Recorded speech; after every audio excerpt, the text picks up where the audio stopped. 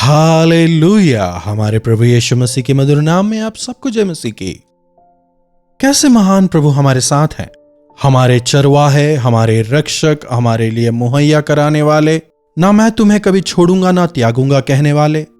ऐसे महान प्रभु की हमें हमेशा स्तुति करनी है, उनकी महिमा करनी है। आइए प्रार्थना के साथ आज के मनन की शुरुआत करें। महापवित्र पिता परमेश्वर, विश्वास योग्य प्रभु, इंसानों पर भरोसा कर धोखा खाया है, अपने आप पर भी भरोसा कर हम असफल हुए हैं। विश्वास योग्य प्रभु, हम आपकी ओर देखते हैं, आप ही पर विश्वास करते हैं। आप ही के साथ आगे बढ़ने में हमारी मदद करें, वचन से बात करें। यीशु के नाम से प्रार्थना मांगते हैं, आमीन। प्रभु की महिमा हो। क्या यह सही नहीं है? विश्वास करके हमने धोखा खाया है। कितनी बार हमने लोगों पर भरोसा किया, अधिकारियों पर भरोसा किया, यहां तक कि हमने अपने आप पर भरोसा किया। परमेश्वर जो हैं वे विश्वास योग्य हैं, इंसान जो हैं वे झूठे हैं। बातें करने में हम अव्वल हैं, लेकिन जब करने की बात आती है हम कुछ नहीं करते। बिना परमेश्वर के साथ के, बिना परमेश्वर की सहायता के इस संसार में हम जीवन नहीं बिता सकते। इस संसार में यदि हमें जीवन बिताना है, दरअसल ना केवल इस लोक में बल्कि स्वर्ग लोक में भी, यदि हम निरंतर परमेश्वर के साथ रहने का सौभाग्य चाहते हैं तो हमें क्या करना होगा? देखिएगा, भजन संहिता उसका 34 और उसका 12वीं आयत से पढ़ना चाहूंगा। वह कौन मनुष्य है जो जीवन की इच्छा रखता है? जीने के लिए ही तो ना हम इतनी मेहनत करते हैं, जीने के लिए ही हम खाते हैं, खाने के लिए ही हम इतनी मेहनत करते हैं, खाने के लिए ही हम पैसा कमाते हैं। अपने जीवन को अधिक कंफर्टेबल बनाने के लिए ही हम ये खरीदते हैं, वो खरीदते हैं, घर बनाते हैं, गाड़ी खरीदते हैं। जीने के लिए हमें अंत तक मेहनत करते रहना ही होगा। और फिर अगर उस जीवन जीने के दौरान कहीं तबीयत कुछ खराब हो जाए, हॉस्पिटल जाना होता है, वहां चाहे कितना ही पैसा खर्चा हो जाए, सर्जरी हो, अच्छा ट्रीटमेंट पाने के लिए हजारों लाखों खर्चा कर देते हैं। कोई बात नहीं, अगर मेरे पति बच जाएं तो मेरे लिए काफी है, मेरी पत्नी बच जाए तो काफी है, बच्चे बच जाएं। जीवन जीने के लिए ही तो हम यह तमाम चीजें करते हैं। लेकिन चाहे हम कितनी ही मेहनत कर लें, हमारे प्राण हमारे हाथों में नहीं हैं। सांसें जो है वो हमें डॉक्टर्स नहीं देते, बल्कि परमेश्वर की कृपा की वजह से ही हम आज जीवित हैं। हमारा जीवन परमेश्वर के हाथों में है, मृत्यु से बचाना उनके हाथों में है। अगर आज हम जीवितों की दुनिया में हैं तो हमें परमेश्वर ने मृत्यु से बचाया है। कई बार यह हमें पता चलता है, कई बार पता नहीं चल पाता। किसी एक्सीडेंट से या विपत्ति से बचने के बाद हम प्रभु की स्तुति करते हैं। अगर हमारा एक्सीडेंट ही ना हो, कई बार हम समझ नहीं पाते। हमारे आने जाने में परमेश्वर ने ही हमारी रखवाली की है, समझ नहीं पाते। कोई बड़ी सर्जरी होने के बाद अगर हम ठीक हो जाते हैं तो प्रभु की स्तुति करते हैं, प्रभु ने मुझे चंगाई दी है। लेकिन अब तक आपकी कोई सर्जरी नहीं हुई, कभी भी आप हॉस्पिटल में एडमिट नहीं हुए। अगर हुए तो भी तुरंत डिस्चार्ज होकर चंगे होकर आ गए। क्यों? क्योंकि प्रभु ने आपको चंगाई दी है। जी हां, हमारे जीवनों में उनके जाने बिना कुछ नहीं होता, और यदि हम उन्हें पुकारें तो प्रभु विपत्ति में हमारी सुनेंगे। हर एक समयों में प्रभु हमारी अगुवाई करेंगे। कौन मनुष्य है जो जीवन की इच्छा रखता है? कौन मनुष्य है जो जीवन की इच्छा रखता और दीर्घायु चाहता है ताकि भलाई देखे? भलाई को देखकर जीना है, भलाई के साथ जीना। लेकिन अगर हम परेशानियों के साथ जिएं, तकलीफों के साथ जिएं, अशांति में जिएं, असंतुष्टि में जिएं, अरे यह जीवन मुझे क्यों मिला, कई बार हम कह देते हैं ना, ऐसे जीवन जीने का क्या लाभ भलाई को देखकर? लंबे अरसे तक भलाई में, भलाई के साथ, आनंद के साथ, शांति के साथ, तृप्ति के साथ तमाम दिनों में हमें जीवन जीना है, यही प्रभु की इच्छा है। क्या आप में से कोई नहीं, मैं जीना नहीं चाहता कहते हैं? क्या उसके कारण आपकी परेशानियां नहीं? उन तमाम कष्टों को दूर करके यदि प्रभु आपको जीने का अनुग्रह दें तो मैं नहीं जीना चाहूंगा, क्या आप कहेंगे? नहीं ना? भले ही हमें जीने की इच्छा हो, लेकिन जब समस्याएं आती हैं तब हम हार मान लेते हैं, हथियार डाल देते हैं, मृत्यु की कामना करने लगते हैं। जी हां, मृत्यु को चाहना अच्छी बात नहीं। जब हमारा समय आएगा हम मर ही जाएंगे, जल्दबाजी करने की जरूरत नहीं। जिस दिन परमेश्वर ने हमारे जन्मदिन को नियुक्त किया, उसी क्षण उन्होंने हमारी मृत्यु के दिन को भी निर्धारित कर दिया है। जिस दिन आप अपनी मां के गर्भ में उत्पन्न हुए, उस दिन को ना आपके मां बाप ने, ना ही किसी मेडिकल डॉक्टर ने नियुक्त किया। वह केवल परमेश्वर का निर्णय था। और उसी दौरान, उसी क्षण आप कितने समय तक इस पृथ्वी पर जीवित रहेंगे, उसे भी प्रभु ने निर्धारित कर दिया है। और प्रभु का समय आने से पहले हमें मृत्यु की कामना नहीं करनी चाहिए। लेकिन आज कई सारे लोग प्रभु के निर्धारित समय से पहले ही मर जाते हैं। उनके कारण प्रभु नहीं है। अत्यंत दुष्टता ना कर, ना मूर्ख हो, तू क्यों समय से पहले मरे? परमेश्वर के दिए इस शरीर को व्यभिचार के लिए, बुराई के लिए, ड्रग्स के लिए, मदपान के लिए, अपने शरीर को इस प्रकार के बुरे काम करने के लिए अगर आप इस्तेमाल करेंगे तो बीमार होंगे और समय से पहले ही इस संसार को छोड़ देंगे। हाय, परमेश्वर की इच्छाओं को हम समझ नहीं पाते, परमेश्वर की भली योजनाओं को हम स्वीकार नहीं पाते और अपने जीवन में विफल हो जाते हैं। लेकिन अनेक दिनों तक भलाई को देखते हुए जीने के लिए यहां एक तरीका बताया गया है। अच्छा हेल्दी डाइट खाएं, एक्सरसाइज वगैरह करें। इन तमाम चीजों को करने से लंबे अरसे तक जिएंगे कहने वाले कई हैं। इसमें कोई सत्यता नहीं। जीवन और मृत्यु केवल परमेश्वर के हाथों में है और हमें प्रभु के बताए तरीकों के अनुसार जीना है। वे कहते हैं, मैं ही मार्ग, सत्य और जीवन हूं, पुनरुत्थान हूं। मुझ पर विश्वास करो। मुझ पर विश्वास करने वाले मरेंगे नहीं, यदि मर भी जाएं तो दोबारा जिएंगे। तो लंबे अरसे तक या दीर्घायु, चाहे यहां हो या फिर वहां, मृत्यु के बाद भी हम जिएंगे। जानते हैं, मृत्यु के साथ हमारे जीवन का अंत नहीं होता। एक बार पैदा होने के बाद हम निरंतर जीवित रहें। प्रभु ने हमारी आत्मा को ऐसा अनुग्रह दिया है, आत्मा की मृत्यु नहीं होती। कौन मनुष्य है जो जीवन की इच्छा रखता और दीर्घायु चाहता है कि भलाई देखे? अगर हां तो उन्हें क्या करना है? अपनी जीभ को बुराई से बचाएं और अपने मुंह की चौकसी कर कि छल की बात उससे ना निकले। हमारे वचन हमें पकड़वाएंगे। आपका मुंह आपके हृदय की खिड़की है। हमारी बातें ही हमें दोषी साबित करती हैं। अगर हमारी जबान को, अपनी बातों को अपने कंट्रोल में रखने पाएं तो अपने जीवन से हम प्रभु को प्रसन्न करने पाएंगे। अपनी जीभ को हमें बुराई से बचाना है, मुंह की चौकसी करनी है और इसके लिए हमें प्रभु की कृपा चाहिए। छल की बातें हमें नहीं करनी। अपनी जीभ को बुराई से रोकना है और मुंह से छल की बातों को निकलने से रोकना है।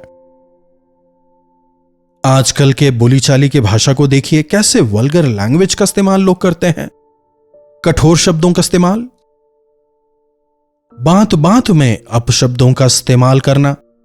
आजकल लोग अपनी बातों से ही दूसरों के हृदय को छलनी कर देते हैं। याद रखें, आपको अपने वचनों का प्रभु को लेखा देना होगा। इसलिए हमारी जबान से छल की बातें, दुष्टता की बातें ना निकलें। कुछ लोगों की जबान मीठी होती है लेकिन उसके पीछे छुरा होता है। यही है छल की बातें, झूठे प्रेम को दिखाने वाली बातें, जो नहीं है उसे दिखाने वाली बातें। अपनी जीभ को बुराई से रोके रख और अपने मुंह की चौकसी कर कि उससे छल की बातें ना निकलें। उनकी सुरक्षा कर। बिवेयर, जबान से क्या बोल रहे हैं उसमें सतर्क रहें। आपकी जबान से क्या निकल रहा है, अपने हर एक वचन को आप परखें। अगर पैर फिसले तो वापस खींच सकते हैं, लेकिन जबान फिसल जाए तो नहीं खींच सकते। आजकल जल्दबाजी में बोले गए बातों की वजह से देखिए आजकल कितने सारे लोग परेशानियों में पड़ रहे हैं। फोन में उन्होंने जो कुछ बोला, वे तमाम जो रिकॉर्डिंग्स हो रहे हैं उनकी वजह से वे परेशानी में पड़ रहे हैं। अरे वो तो मैंने ऐसे ही कह दिया था, गलती से मुंह से निकल गया, मेरा उसका कोई मतलब नहीं था। कुछ भी कहकर बचने का प्रयास करें, आप उन गलतियों से बच नहीं पाएंगे। चाहे कोई देखे ना देखे, सुने ना सुने, मेरी बातों को प्रभु सुन रहे हैं, मैं उन्हें दुखी नहीं करना चाहता। यही आपका निर्णय हो। तूने अपने वचन से मुझे दुखी किया है। मलाकी की पुस्तक में हम यह पाते हैं, हमारे कहे हुए वचनों की वजह से प्रभु दुखी हो रहे हैं, उन्हें पीड़ा होती है। अकृतज्ञ बोल, बिना प्रेम के बोल, दुष्टता के बोल, समझ रहे हैं, कुड़कुड़ाना, बुड़बुड़ाना। वचन हमें बताता है तुम मत कुड़कुड़ाओ। कुड़कुड़ाने की वजह से कई सारे लोग अधोलोक में समा गए। इस्राएलियों को परमेश्वर ने छुड़ाया, लेकिन उनके कुड़कुड़ाने की वजह से मार्ग में ही वे नाश हो गए। इसलिए कुड़कुड़ाए ना। कुड़कुड़ाने के बजाय स्तुति हमारी जबानों पर हो, हमारी जबान में कृतज्ञता हो। अपने मुंह की चौकसी कर कि उससे छल की बातें ना निकलें। बुराई को छोड़ और भलाई कर। किसी की भी बुराई ना करें, यहां तक कि अपने विरोधियों को भी नुकसान ना पहुंचाएं। ऐसा विशाल मन हम में हो। प्रभु ने अपने शत्रुओं से भी प्रेम किया, हमारे अंदर भी वैसा ही प्रेम हो। उनकी बुराई भी ना सोचें।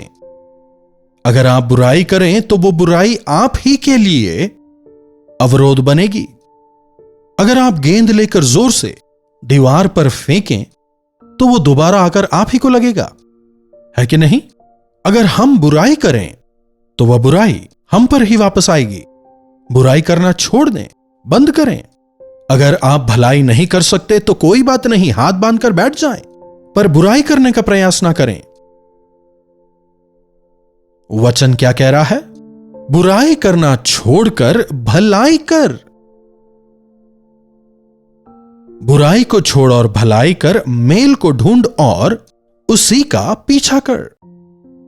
हम जो कि प्रभु के संतान हैं, हम जो कि उनके द्वारा बुलाए गए हैं, अगर हम प्रभु की दी हुई आशीषों में जीना चाहते हैं, अगर हम हमारी जीवनों में प्रभु की भलाई को चाहते हैं, अगर एक आशीषित जीवन हम चाहते हैं, तो मेल का पीछा करें।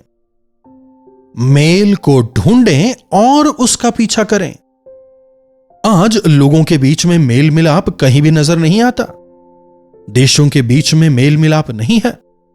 पीस कॉन्फ्रेंसेस तो होते हैं, लेकिन पीस नहीं होता। शांति सम्मेलनों का आयोजन होता है, लेकिन शांति बहाल नहीं होती। शांति के राजकुमार प्रभु यीशु के द्वारा ही शांति संभव है।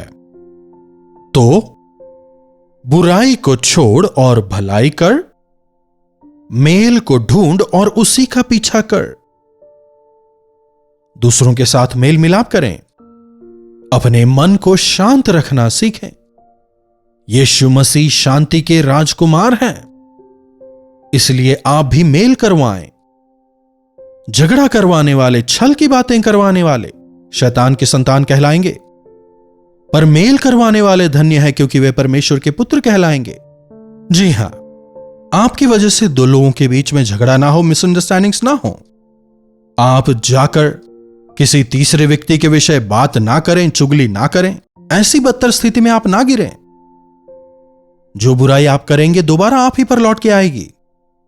अगर आप किसी को धोखा दें तो एक ना एक दिन वो धोखा दोबारा आप ही पर आएगा। आप अपनी शांति खो देंगे। इसीलिए वचन कहता है, वह कौन है जो जीवन की इच्छा रखता है और दीर्घायु चाहता है ताकि भलाई देखे? अगर हां, तो अपनी जीभ को बुराई से रोके रख और अपने मुंह की चौकसी करके उसे छल की बातें ना निकले। बुराई को छोड़ और भलाई कर, मेल को ढूंढ और उसी का पीछा कर। There is always a room for peace. जहां कहीं झगड़ने की परिस्थिति आती है, वहां मेल मिलाप का मार्ग भी होता है। अगर हम अपने आप को कम करें, दूसरों के नुकसान को खुद उठाने के अगले ही पल अगर बुराई के बदले भलाई करते चले जाएं, तो वहां शांति होगी। अपने विरोधियों को आप अपना मित्र बना पाएंगे। अगर हमेशा हम कुड़कुड़ाते बुड़बुड़ाते रहें, तो हमारे जाने बिना ही हमारी आयु कम होती चली जाती है, हमारा स्वास्थ्य खराब होता जाता है। आज एसिडिटी प्रॉब्लम को देखिए, कई लोग इसकी वजह से जूझ रहे हैं।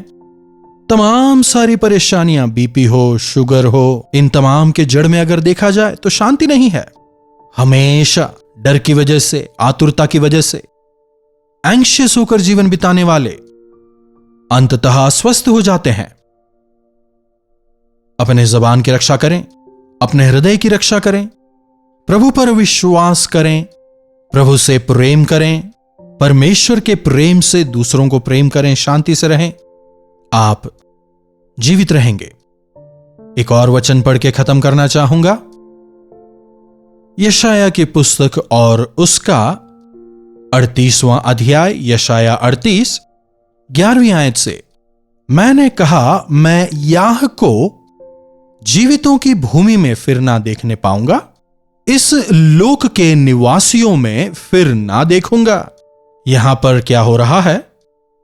तू मर जाएगा। जब यशाया हिजकिय्याह से कहता है, मैं जीवितों की भूमि में याह को फिर ना देखने पाऊंगा, इस लोक के निवासियों में मैं फिर ना दिखूंगा। क्या आप समझ रहे हैं? जीवितों की दुनिया, मृतकों की दुनिया। जीवितों की दुनिया कौन सी है? स्वर्गलोक। मृतकों की दुनिया कौन सी है? यह भूमि। इस लोक में जीने वालों को एक ना एक दिन मरना होगा ही, लेकिन स्वर्गलोक में मृत्यु नहीं है। अनंत काल के लिए हम वहां जीवित रहेंगे। इस संसार में अपनी जीभ को बुराई से रोके रखें, अपने मुंह की चौकसी करें कि उससे छल की बातें ना निकले, और अगर आप मेल को ढूंढकर उसका पीछा करें, ना केवल इस संसार में, स्वर्गलोक में, जीवितों के संसार में, अनंत संसार में, अनंत काल के लिए आप जिएंगे। प्रभु के साथ आप अनंत काल के लिए मगन रहेंगे। ऐसा जीवन प्रभु हम में से हर एक को दें। प्रार्थना। महापवित्र पिता परमेश्वर, प्रभु अपनी जबान को, अपने मुंह को काबू में रखना कितना आवश्यक है, एक बार फिर से अपने वचनों द्वारा आपने हमें सिखाया, हमें चिताया। इसके लिए हम आपके शुक्रगुजार हैं। प्रभु, हमारी जबान में मृत्यु भी है और जीवन भी। आप जीवन देने वाले हैं और हम आपके संतान हैं। हमारी मदद करें कि हम जीवन को फैलाने वाले हो जाएं। अपनी जबानों को बुराई से रोककर, अपने मुंह को छल की बातों से बचाकर निरंतर भलाई करने वाले हम हो जाएं, मेल को खोजने वाले हम हो जाएं। आपके संतान होकर भलाई को, अच्छाई को, जीवन को फैलाते हुए आपकी शांति को, मेल को ढूंढकर उनका पीछा करने का अनुग्रह आप हमें प्रदान करें।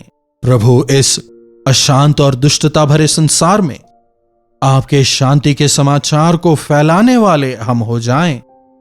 मेल को, भलाई को, शांति को, अच्छाई को फैलाने वाले होकर आपके गवाह होकर जीने का अनुग्रह हमें दें। यीशु के नाम से प्रार्थना मांगते हैं, आमीन।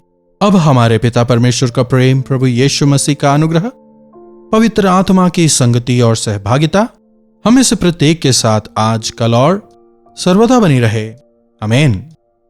प्रभु की महिमा हो। अपने प्रार्थना विषयों को आप हमें 9884907779 पर व्हाट्सएप, वॉइस मैसेज या फिर टेक्स्ट के जरिए भेज सकते हैं। हम अवश्य आपसे सुनना चाहेंगे, आपके लिए प्रार्थना करेंगे। प्रभु अवश्य आपके जीवनों में चमत्कार करेंगे। इन्हीं वचनों के साथ आज मैं आपसे विदा लेना चाहूंगा। प्रभु आप सबों को आशीष दें।